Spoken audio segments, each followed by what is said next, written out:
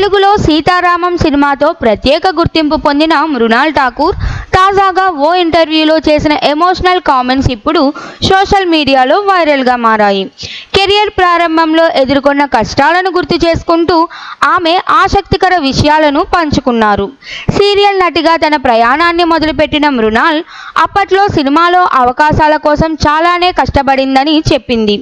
Cinema ఆడిషన్లకు వెళ్ళినప్పుడు serial actor అనే ట్యాగ్తో ఎదురైన అవమానాలు, తిరస్కారాలు తట్టుకోలేక చాలాసార్లు కన్నీళ్లు పెట్టుకున్నానని చెప్పింది.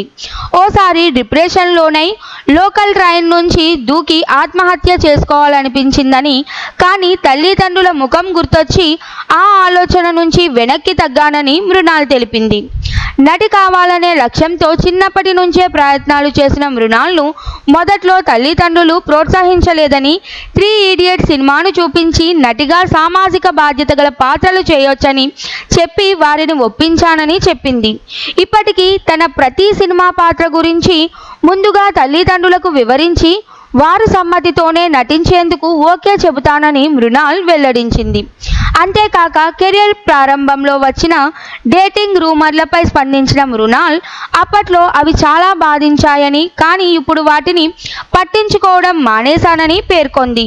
నేను ఎవరికైనా బ్రేకప్ చెప్పాను, ఎవరితోనైనా రిలేషన్లో ఉన్నాను అనే విషయాలు పబ్లిక్గా చెప్పాల్సిన అవసరం లేదు. పెళ్లి చేసుకున్నప్పుడు చెబుతాను కదా, అప్పుడు తెలుసుకుంటారు అంటూ స్పష్టం చేసింది. మృణాల్ ఈ వ్యాఖ్యలు సోషల్ మీడియాలో చర్చనీయాంశంగా మారాయి. ఆమె నిజాయితీతో చెప్పిన జీవిత అనుభవాలు యువతకు ప్రేరణగా నిలుస్తున్నాయి.